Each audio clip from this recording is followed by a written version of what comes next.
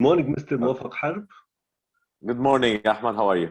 Yes, you are known as an American Lebanese journalist who contributes a weekly column for the Daily Star, which is a Middle East newspaper in English, published in Beirut, Lebanon.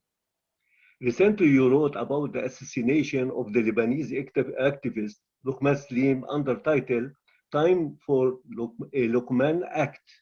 What does it mean?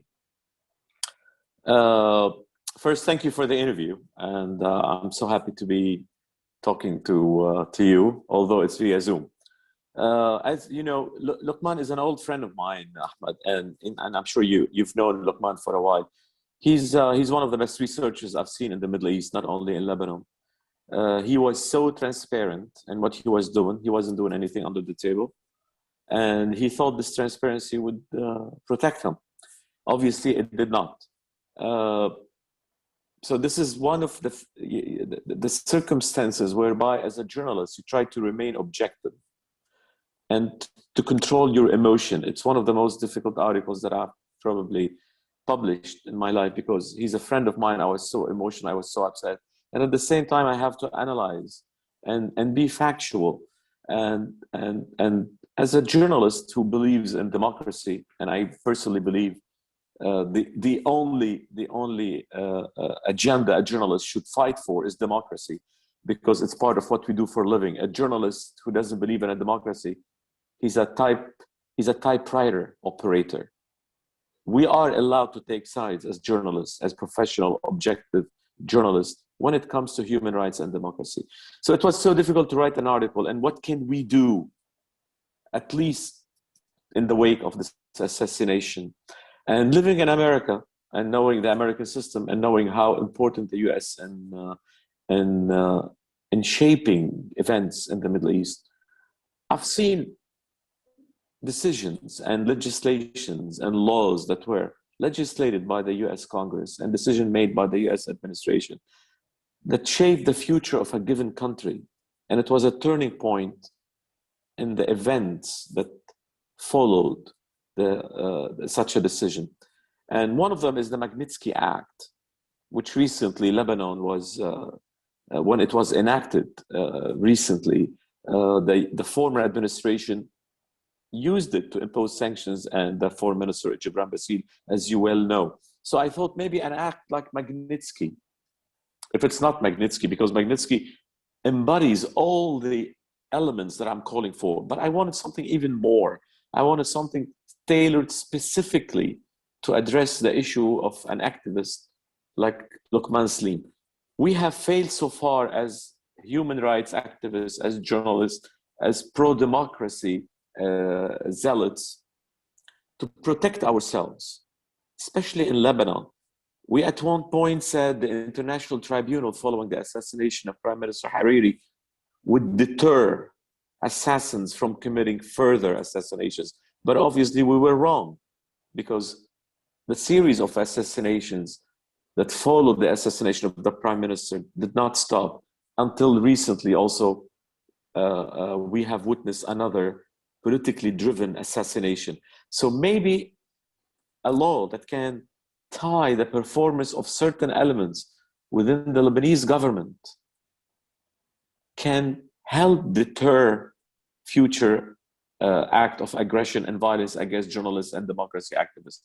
To be more specific, I was hoping that to tie any American assistance to the state of Lebanon, to the performance of this state in discovering and punishing and revealing through serious and credible investigation that would conclude by who perpetrated the assassination of Luqman Slim.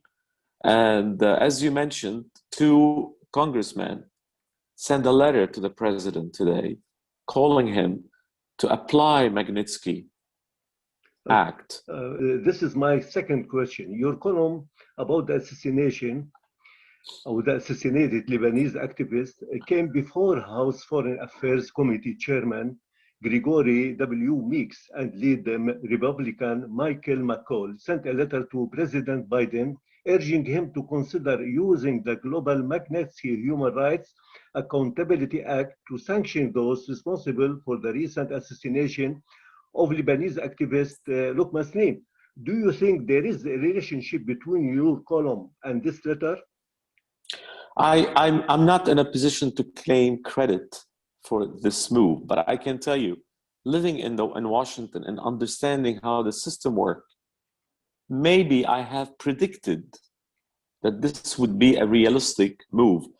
I know that some circles in Washington received my article and send it to appropriate entities, whether in the government or in Congress or or in the circles of human rights activists and the pro-democracy organization. So maybe it did help as part of other people who were pushing towards that one. But I believe in my article, I was kind of more specific.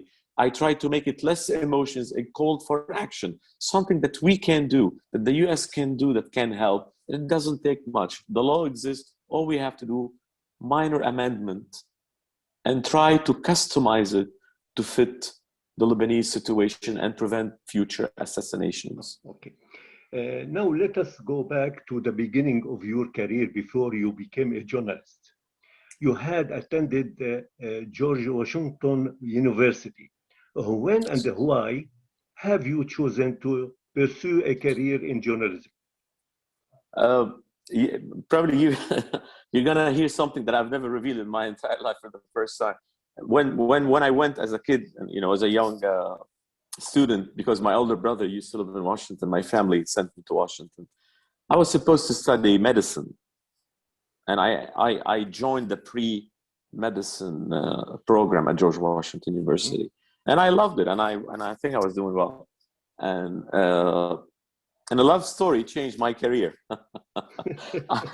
I fell in love with a girl, and she was a producer in television and documentary series. So I discovered myself as a 17, 18 years old kid spending a lot of time in the National Press Building. So I thought, while I'm there, let me see if I can find a job. So I went and I met I tried to use my language skills because I speak Arabic and I write in Arabic. So I went to the office of Al-Ahram International. The late editor-in-chief, Allah yarhamu, was Hamdi Fuad.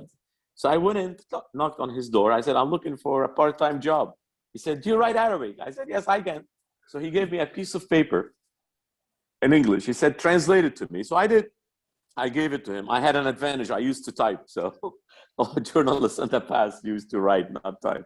So he said, it's okay. It's a more of a Levantine style of writing. I'm more Egyptian. I don't have money or a budget to hire you.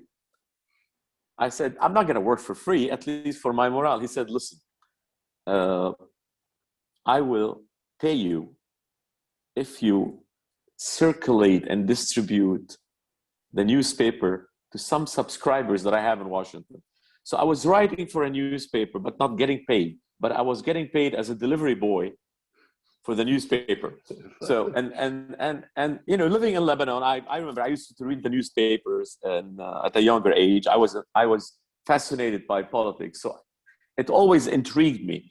So here you go. You have my love affairs in a building, finding a little job and a passion for being, a Lebanese who grew up in a civil war, read the newspaper. It's part of our daily life. I decided to make that shift and turn into radio and television and broadcast news and journalism. Okay. And being in Washington, it helped.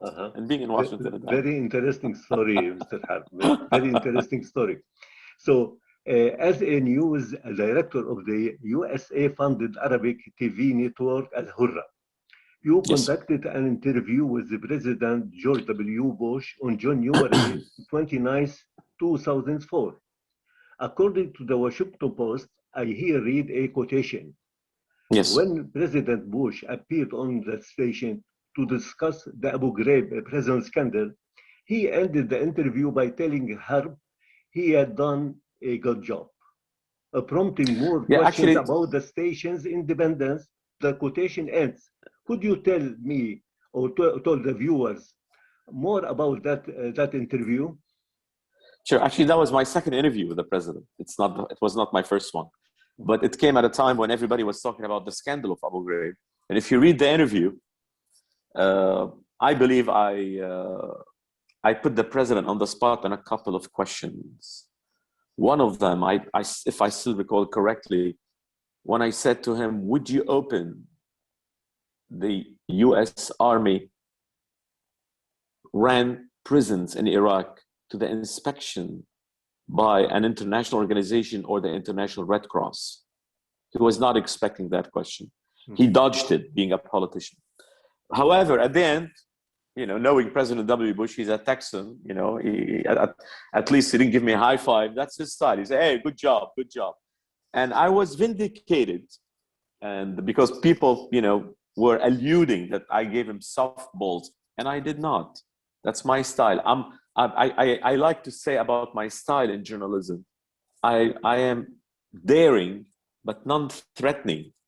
I respect the people I'm interviewing, but it doesn't mean I compromise my objectivity in my pursuit of truth and asking the right professional questions.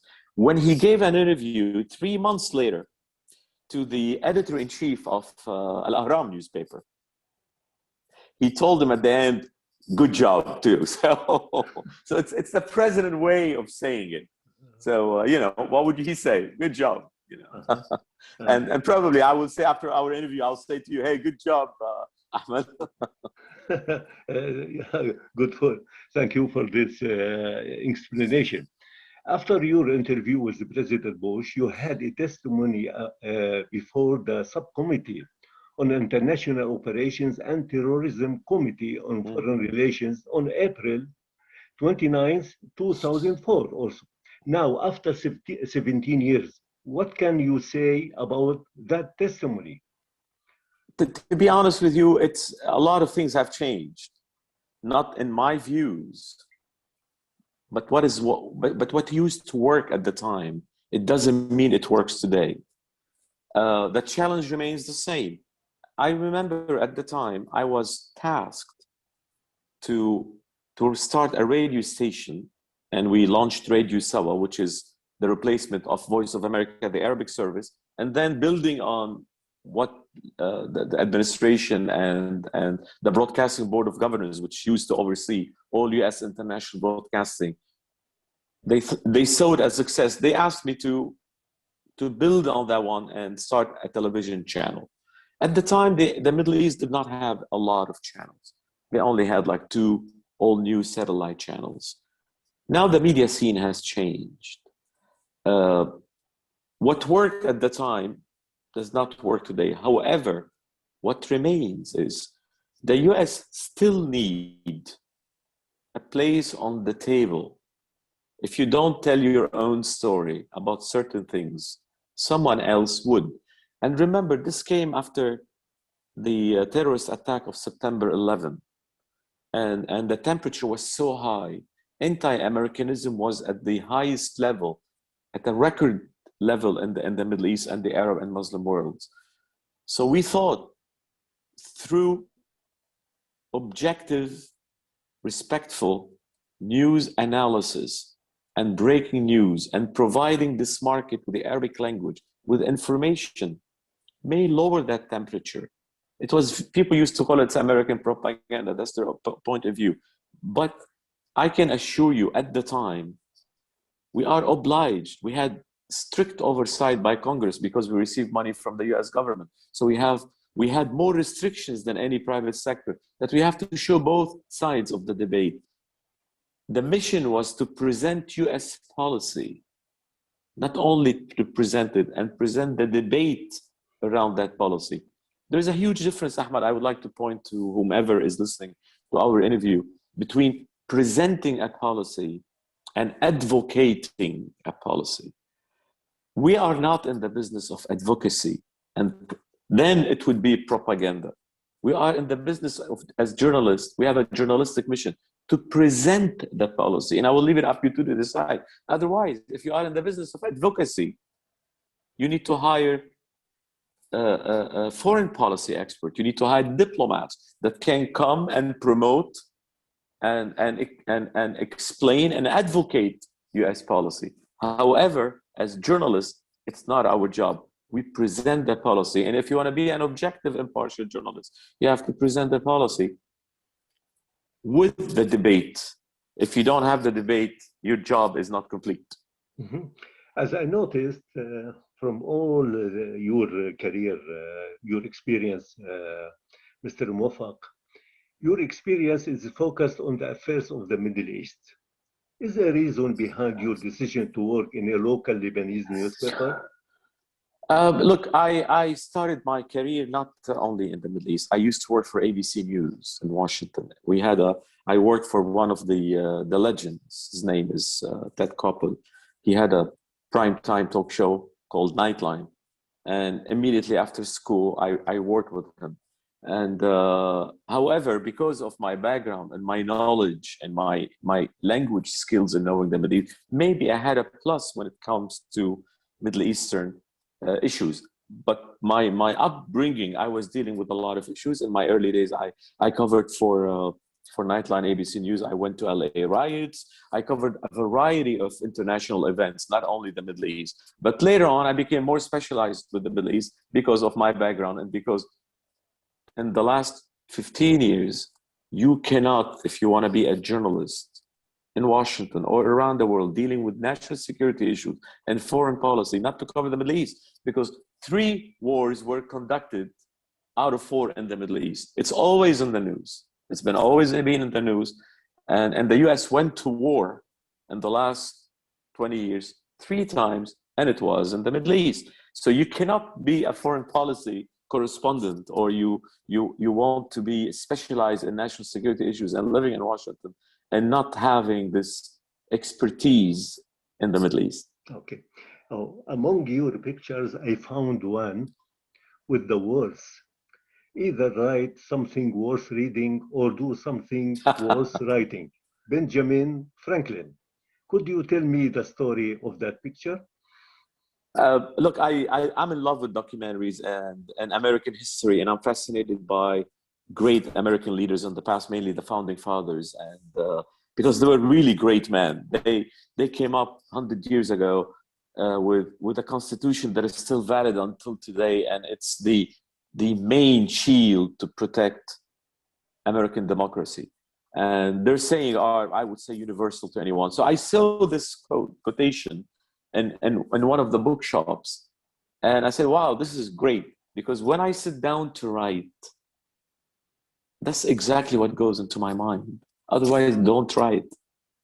Unfortunately, nowadays, because of the social media, we can write anything about anything, and I believe that's why I put it as a background picture in my Twitter account, okay, to remind myself and remind my followers and anyone who can see it, you better have something worth writing and doing. Okay. My last question, what would your advice be to young journalists? It is difficult times to pursue a career in journalism when it comes to financial incentives. Citizen journalism and the advent of technology, it made it difficult for professional journalists to earn good salaries and live comfortably within the same structure we used to have with conventional media. However, despite the advances in technology, the venues have changed, the way we consume news have changed, but the main fundamentals did not change. We still have the same function, the same role. Don't let the new technology affect the message. Use the new technology to speed up the flow of the information, but don't let it compromise the content. Unfortunately, nowadays, everybody is fighting for ratings. Everybody is trying to get followers. Everyone is trying to be sensational to appeal to, and politicians are doing the same. Populism in journalism is a short-term success. But in the long term, we still have to preserve the main function of journalism, which has not changed. Only the delivery methods have changed. Good. Thank you, Mr. Harb. Thank Thank you you. very I much, Ahmed. really appreciate your time for this interview. Thank you. It's a pleasure. Thank you very much. Have a good day. Thank you. Thank you.